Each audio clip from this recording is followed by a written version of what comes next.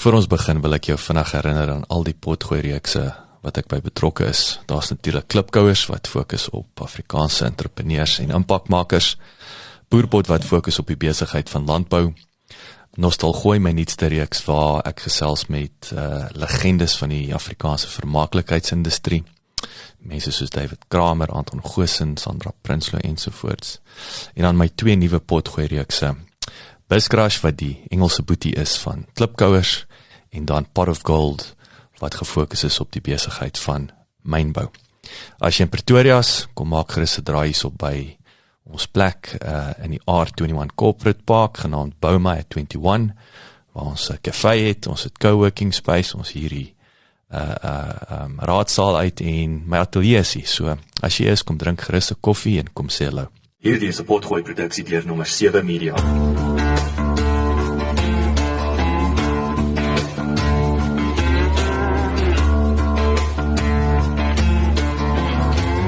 Hierdie is potgooi 7 van 8 episodes van Agri SA se 2019 Kongres. Aan die woord is Morné Mostert en hy is die direkteur van die Instituut vir Toekomsnavorsing by die Universiteit van Stellenbosch. En hulle is natuurlik die enigste van hulle soort in Afrika.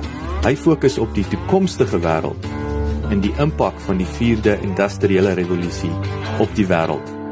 Lekker luister. Ladies and gentlemen, good afternoon. Goeiemiddag, it's fantastic to meet you. I can rest assured that no one was paying attention to the CV while you were waiting, so I applaud your applause in anticipation of my talk, which for us as futurists is a strange thing, you know. Applaus voordat enigiets gebeur. Maar dit dui op 'n vermoë om 'n bietjie oor die toekoms te dink, en dit is waaroor ek vandag gaan gesels. Spesifiek die wêreld van die toekoms, die impak van die vierde industriële rewolusie. Soos julle gehoor het, ons is die enigste instituut van sy aard op die Afrika kontinent wat dink oor die toekoms. En mense dink dis 'n bietjie vreemd, nee. Almal sal eintlik 'n bietjie dink oor die toekoms. So I'll share with you a few thoughts essentially on my hopes and aspirations for the clicker. There we are. I should point out that there's a pilot and 300 other passengers waiting for me. So I'm inspired by my first picture there.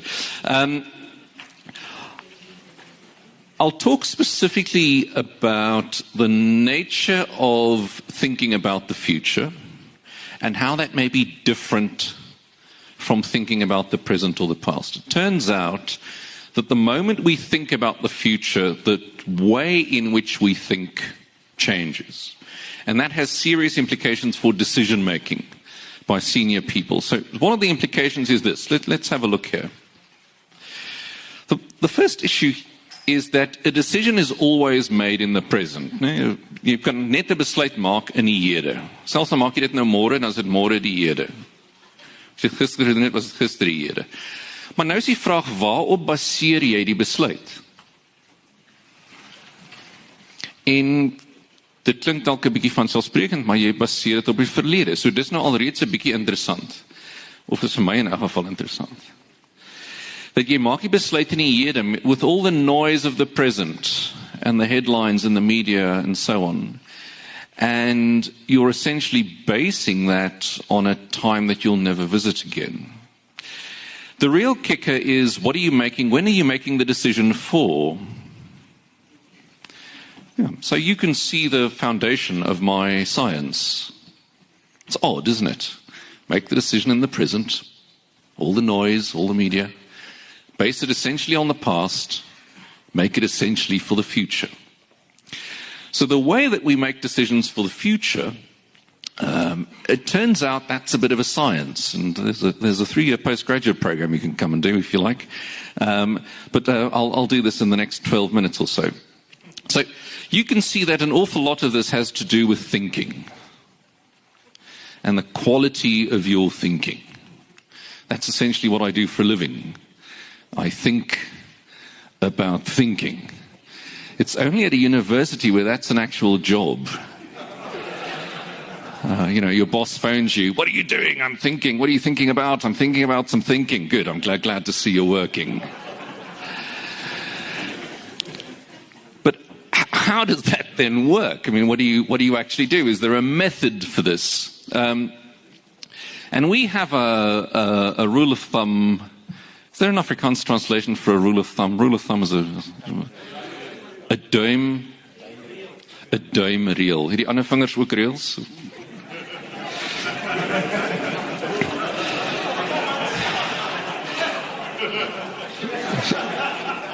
'n Mens kan daarmee onmiddellik die mag van 'n vraag verstaan. En sodra jy 'n vraag begin vra, dan begin jy ondersoekend dink oor die toekoms. En ons sê byvoorbeeld dat as jy begin vra oor die toekoms, dan verander die toekoms. As jy nie vra oor die toekoms nie, wat dan met jou gebeur, is jy eindig in iemand anders se toekoms op. Want iemand anders het vrae gevra oor die toekoms, terwyl dit vir jou die hede was. So ons het so 'n duimreël, a rule of thumb, that says you should spend about 20% of your intellectual energy on the past, and about 30% on the present, and at least 50% on what hasn't happened yet. What hasn't happened yet. And so, of course, the past is important. It's undeniably important. On that 20%, we have a little acronym that we call OPATCH, sort of quick abbreviation. The O is for origins. It turns out the origins of things stick around into the future quite a bit. So if you think about your origins, the origins of your farm or your business or origins of South Africa, whenever you think that was. It turns out that just doesn't go away the moment new technology arrives. The P is for patterns. How do we typically do things? The A is for attitudes. How do we approach this thing? The T is for traditions. You'll see in political decision making, for example, these elements are critically important. The C is for culture and the H is for habit. Habit.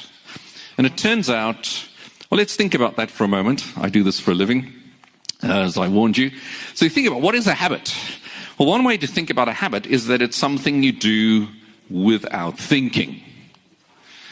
So if you accept my idea that the habit is something you do without thinking, well then, what is a thinking habit? Well, that means that you think that you're thinking, but you're not really thinking, you're just copying outdated thinking. And then we say, spend 30% of your intellectual time on what's going on right now. And that's sometimes not difficult to do because the media pushes things in your way. But what we say is you need to look at the present in what we call a transdisciplinary way. In other words, beyond your own discipline.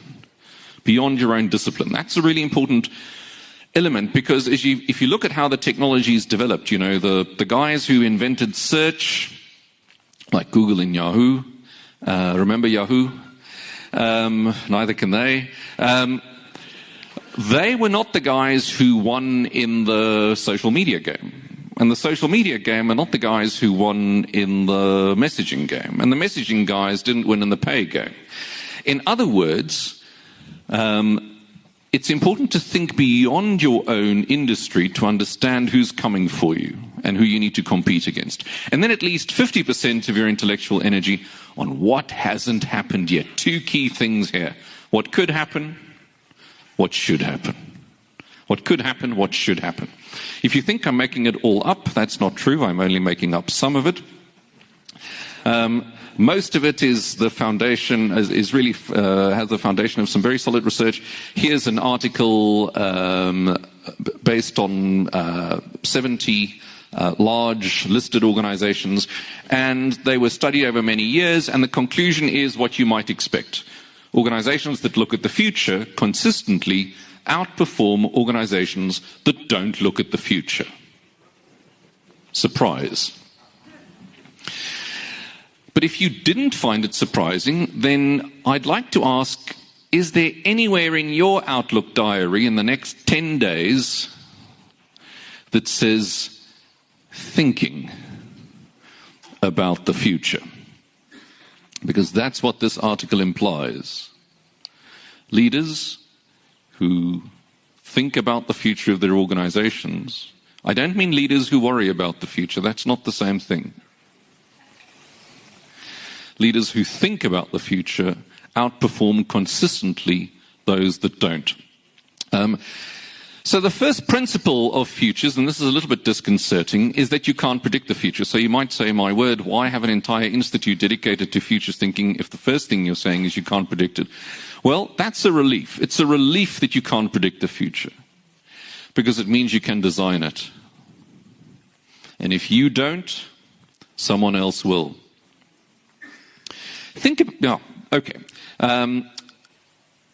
And so that principle is in what we call in technical language exospection. We sometimes call it the Cremora principle. Cremora principle. For the younger people in the room, in the 1980s, there was inconsistent electricity supply in South Africa. Some things don't change. And a massive company called Nestle thought milk in a can. This is the thing. And some of you will remember the advert. There's a gentleman standing at the fridge. He's not the sharpest pin in the packet. He's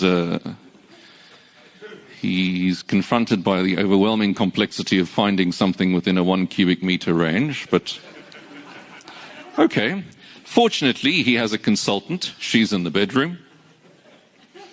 He gives up his search, phones the consultant. She advises. It's not inside. It is, in fact, on top. He didn't bother looking there in his search. She regrets having married him. They don't show the whole movie. They just show the...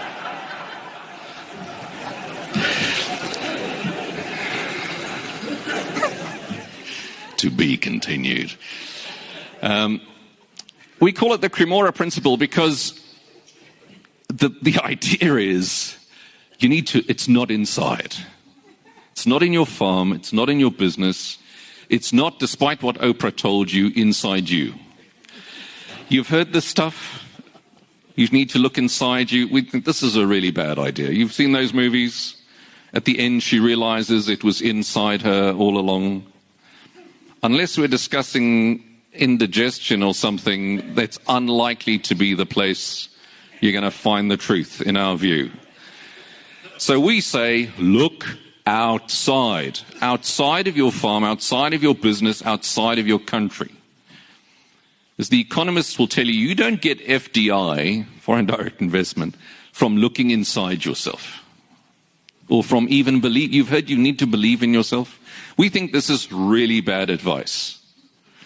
I don't mean you could... I'll explain why this is the case. It's simple mathematics. You've heard a lot of this you hear in the sort of the like TV chat shows kind of program. You know, it starts with you. You've heard that. That is extremely unlikely. Let me give you a mathematical reason for this. I'm going to give you a multiple choice question. Which one of the following two options is more probable? Option A, it starts with you. Option B, it starts with any of the other 7.7 billion people on the planet. Which one is more probable? So I'm not saying it can't start with you, so don't look at me in that tone of voice. I'm just saying it's extraordinarily unlikely. So look on the outside, because it's going to come from the outside. Disruption to banking will not come from banking. Disruption to farming is unlikely to come from farming. So what I did here is I thought about thinking a little bit one Thursday afternoon, and in the academic world, you know that you've achieved a high level when you can take your field and divide it into three things. This is a sign that you've given some serious thought to this. A lot of people like the triangle. I've gone for the three-legged one here. I hope you can appreciate it. So my argument here is how do you change your thinking? So you hear all this stuff, right? You need new thinking. So you get to your computer, it's Tuesday, go, okay, new thinking. What does that mean? So our view is you can either change the content of your thinking, that is, what are you thinking about? The 5 most frightening words for a man. Perhaps I should just clarify here on behalf of my own gender that when he says nothing, it is the truth. He's not hiding stuff. Yes, let it come out right here at this conference right now. He's not lying. Men have the ability to think about nothing. Plus the things you're actually thinking about, you'd rather not say. So what are you thinking about? You can change the content, you can change the method, that's how are you thinking about it, and you're changing the level. At what level are you thinking? Are you thinking at day-to-day operational level, or are you thinking at a strategic level here? And so one of those strategic levels, of course, are the global goals. And in preparation for this, I tried to think which of these 7 Sustainable Development Goals of the United Nations is most suitable for this conference. And I must sadly report that I had circles, and then I had a rating scale, like which most, and then I discussed it with someone else, and then they said I had it all wrong. And it's the truth, because they're all relevant. And that just places this industry, again, just so centrally in the future of the world. It is really essential and touches everything, but I suppose you knew that, having looked inside yourself. So let's talk a little bit about the 4th industrial revolution. So if we say it's the 4th revolution, what were the other 3? You've heard an earlier speaker, so I'll just go through this very quickly. There have been at least 4, sort of in recent history. The first was water and steam. It seems difficult to believe that people before 1784 didn't have tea, but it turns out this is a massive discovery. Turns out when you heat up water, you can produce steam, and that can create all kinds of mechanical production. About 100 years after that, we discovered electricity. Yeah, in some countries we're still looking for it, but at least the rest of the world has found it, and this changed. So what we mean by an industrial revolution is the whole operating system of the industry is changing. The third one was electronics, essentially the computer, the microprocessor. And now we're in this era of the so-called 4th industrial revolution. And what does that mean? The biggest thing it means is that devices are having discussions with each other without your interference. The devices are chatting. That's the 4th industrial revolution. So it's called the Internet of Things. And it's essentially the idea that everything talks to everything else. And you don't even have to be involved. Yeah? Your phone talks to your car, talks to your mother-in-law's hairdryer, and so on. You can see the potential of the 4th industrial revolution. Opens up many opportunities. So that's where we are now. And what's starting to happen is the line between what a human is and what a machine is blurring. Yeah? So this is really interesting. Let me give you another second multiple choice option, because the way you answer this question will have a big impact on how you're going to behave in the 4th industrial revolution. Which one of the following 2 statements is an insult, and which one is a compliment? Which one is an insult? Which one is a compliment?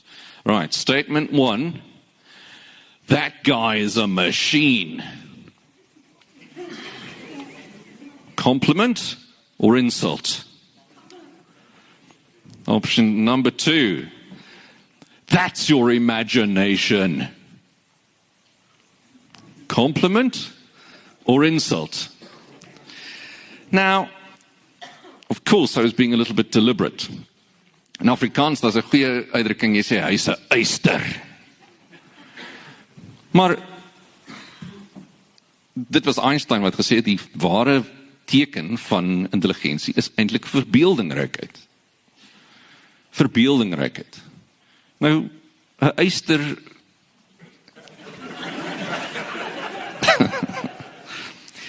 So met ander woorde, die vierde industriële revolusie begin nuwe vrae vra oor wat is 'n mens en wat is 'n boer en so aan. en wat is die rol van die mens binne, en dit is een van die paradoksale elemente van die vierde industriële revolusie. Ons dink dit gaan oor tegnologie, en dit is so, maar dit laat ons eintlik nuwe vars vrae vra oor wat is 'n mens?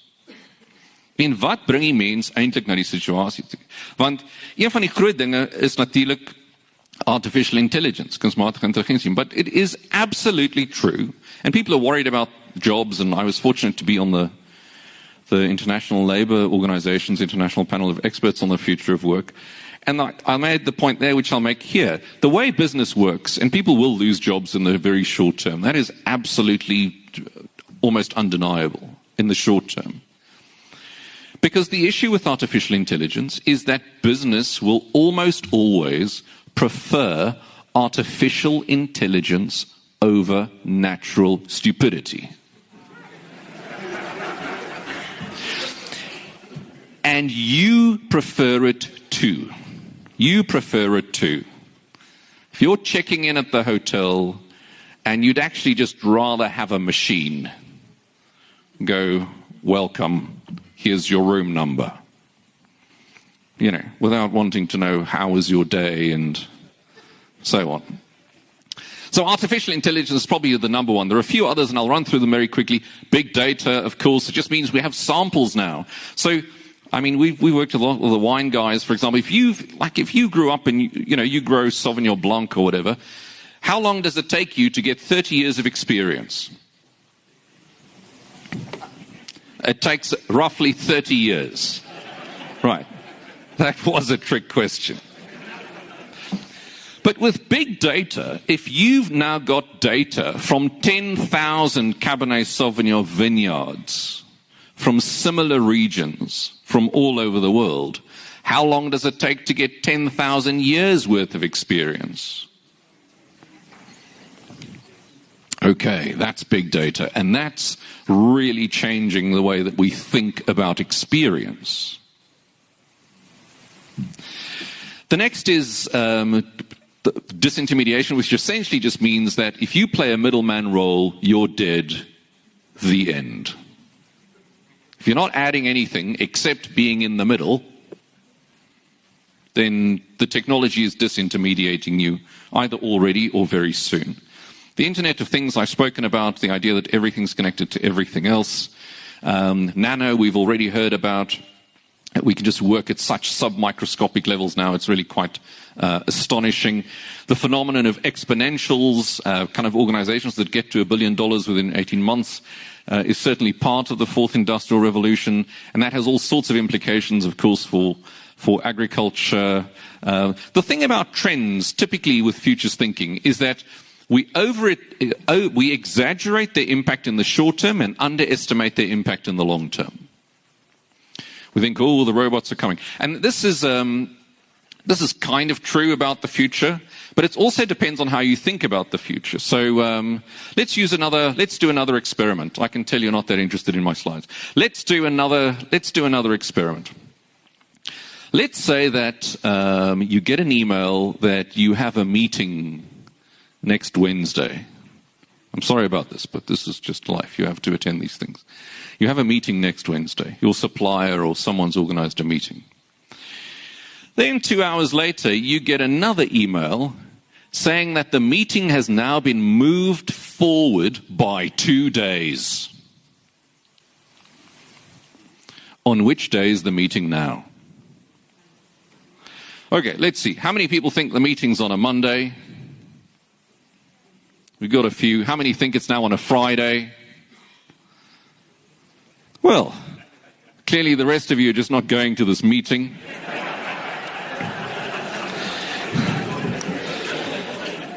But what we can deduce is that time is not universal for our species.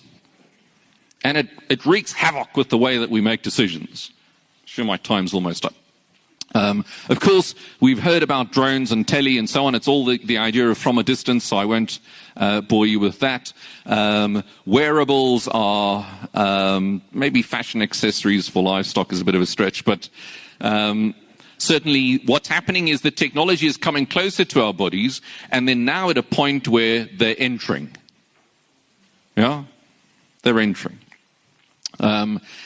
3D printing you've heard about, and here generations play a very interesting role.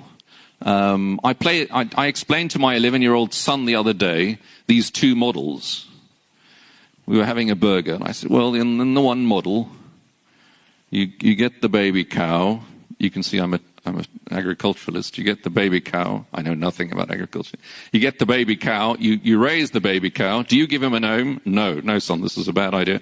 Why? Because you then send him to an abattoir. We give it a French name because it makes it sound fancy. And then you slice it in small pieces and then you eat it.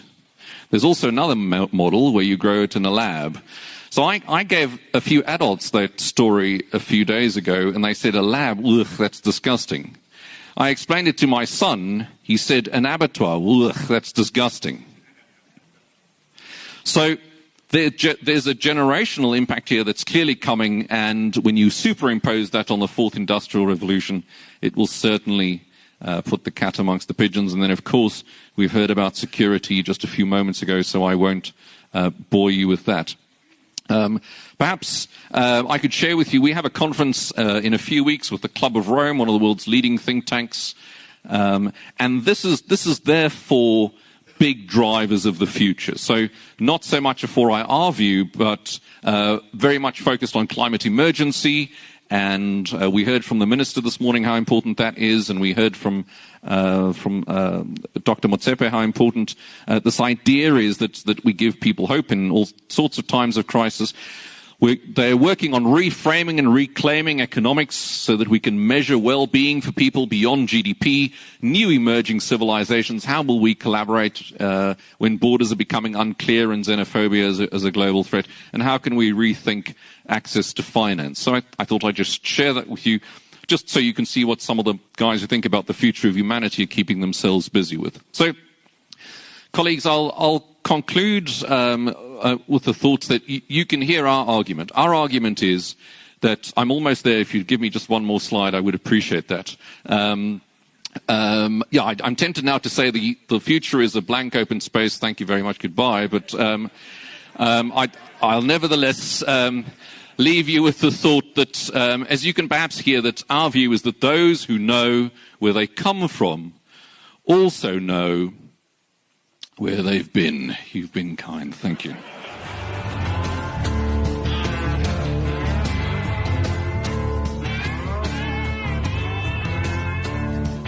As jy gehou het van die potgooi, deel dit asseblief met vriende en familie. Of besoek ons webwerf by www.agrisa.co.za.